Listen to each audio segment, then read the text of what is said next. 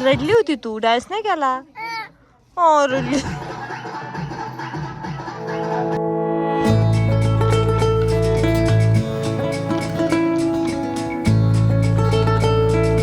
Hi guys, तर आज आहे लग्नाच्या फंक्शनचा दुसरा दिवस, म्हणजे मेहंदी आहे आज आमच्या घरी.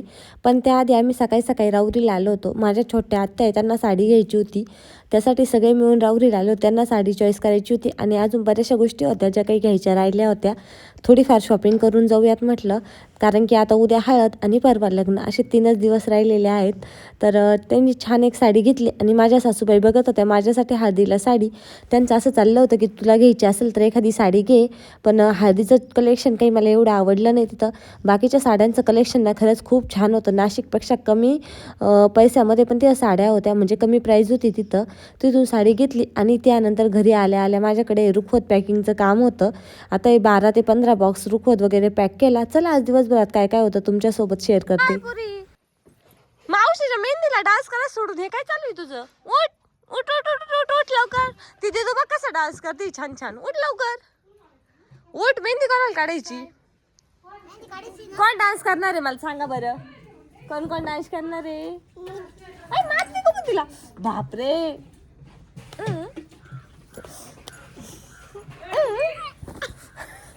मम्मी मारती.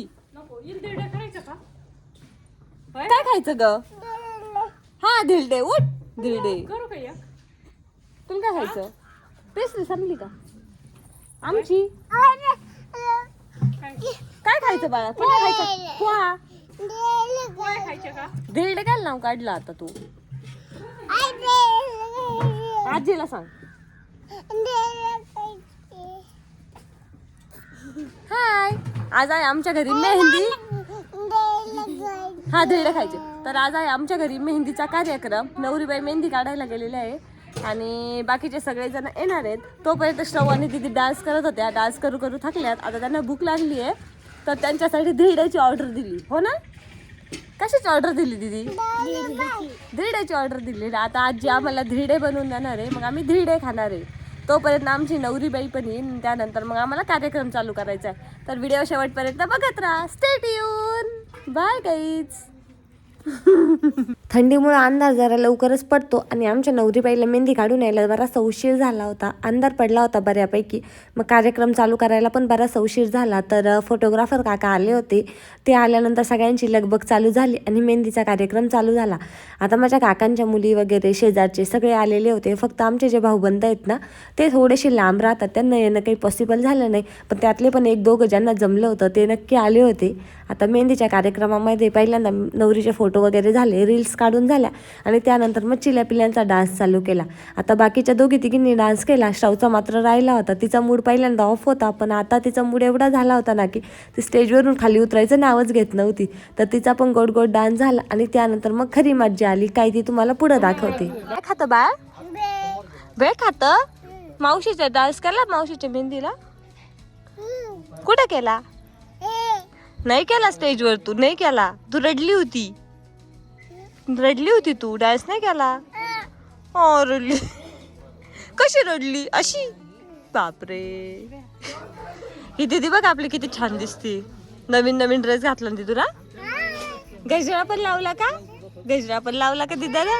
वाव, छान छान कर ना तिला. छान छान कर ना एकदा.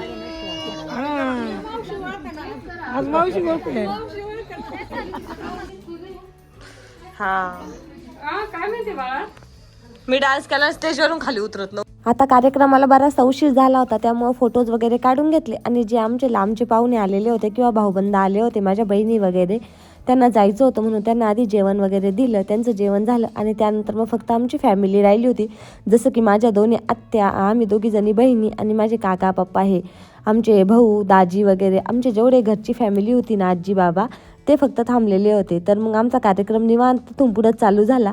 आता पहिल्यांदा आमच्या नवरीने सगळ्यांना ब्लॅकमेल केलं, ते असं म्हणून की माझा या घरी आजचा शेवटचा दिवस आहे, त्यानंतर उद्या तर हळद आहे आणि हळदीला आम्ही कार्यालयामध्येच मुक्कामी राहणारे सगळे. तर मग माझा घरचा शेवटचा दिवस आहे, मग माझी इच्छा आहे की तुम्ही सगळ्यांनी डान्स करा, असं म्हणून त्यांनी सगळ्यांना ब्लॅकमेल केलं. मग काय, प्रत्येकजण डान्स करायला आला. आता माझे काका पप्पा मम्मी काकी कधीच डान्स नाही केलेला त्यांनी, ते पण आज होऊन स्टेजवर आले आणि डान्स करायला लागले.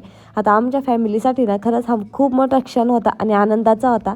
याआधी पण माझं आणि माझ्या बहिणीचं लग्न झालं, पण कधी कुणी असा डान्स वगैरे केला नव्हता. आमच्या फॅमिलीमध्ये डान्स वगैरे जास्त काही होत नाही शक्यतो बायकांमध्ये, किंवा मग माणसं पण जास्त डान्स करत नाहीत.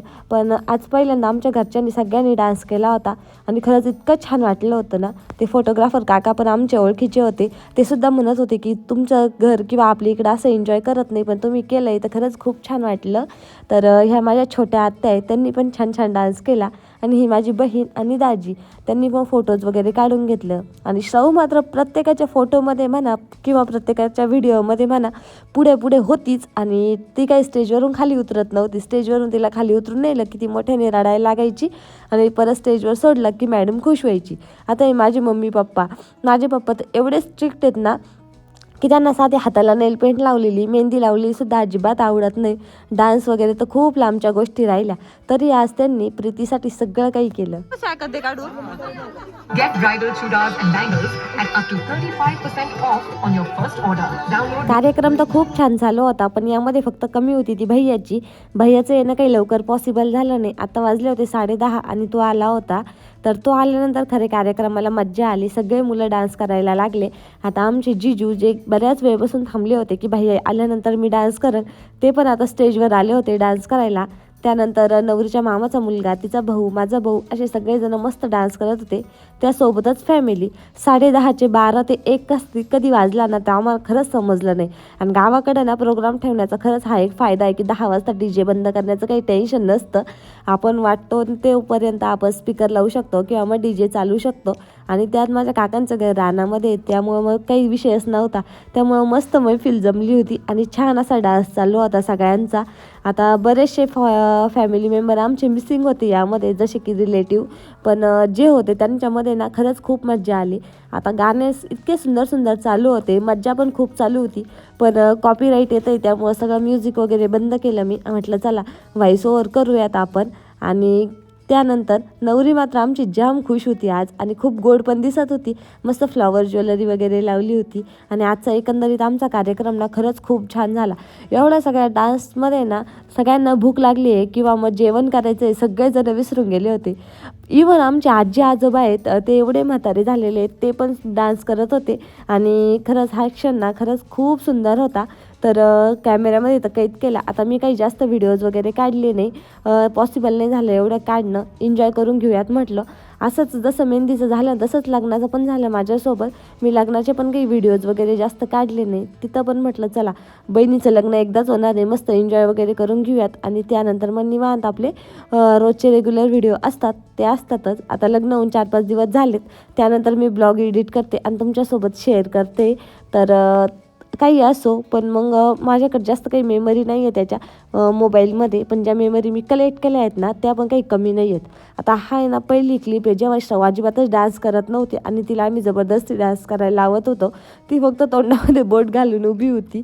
पण ही जी आमची दिदी आणि आमच्या शेजारची एक दिदी होती, तनू आणि गोपिका, या दोघींनी जो डान्स केला ना तो खरंच खूप छान केला. तर दोघींचा डान्स वगैरे झाला. श्राऊ इथून पुढं मग डान्स करायला लागली होती, त्यामुळे ही क्लिप मी जरा शेवटी टाकली. असो, कार्यक्रम छान झाला. बघूयात आता उद्या काय काय होतं. जवळजवळ 11:30 वाजले, तर फोटोग्राफर काकांना पण जायचं आहे. आता आधी त्यांना जाऊन देतो आणि त्यानंतर मग जे काही आहे ते पुढच्या तुमच्यासोबत शेअर कर. काका तुम्हाला ताईंनी थांबायला लावलेलं आहे हो. नवरीच्या आईनी थांबायला लावलंय तुम्हाला. काका कसं झाला आपला कार्यक्रम सांगा बरं. तुम्ही डान्स नाही केला फक्त, तुला डान्स केला पण तुला खुश आहे ना. माझी मम्मी पण नाचली. सगळ्यात कमी डान्स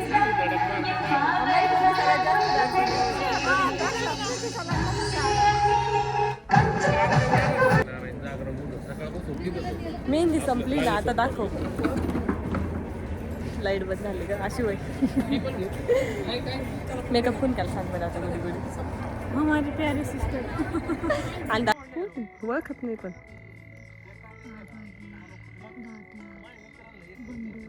बापरे लय घाण असतं आत्ता वाजलाय रात्रीचा 1 आणि कुणीच मेहंदी काढली नव्हती. आता सगळ्यांनी अंथरूण वगैरे टाकलंय आणि जे ते जास्तच्या पद्धतीने एकमेकाच्या हातावर मेहंदी काढतंय. आता आम्ही फक्त एका हातावर मेहंदी काढली आहे, ते पण बाकीच्यांच्या हातावर टिपके, आणि नवरीबाईंनी माझ्या आणि माझ्या बहिणीच्या हातावर मेहंदी काढली आहे. खरंच मेहंदीचा कार्यक्रम असून पण ना आम्हाला अजिबात मेहंदी काढायला टाईम भेटला नाही. दिवस कसा गेला खरंच समजलं नाही. आता उद्यापासून जर मेन स्ट्रगल आहे तर उद्याचा व्हिडिओ नक्की बघा. Bye guys.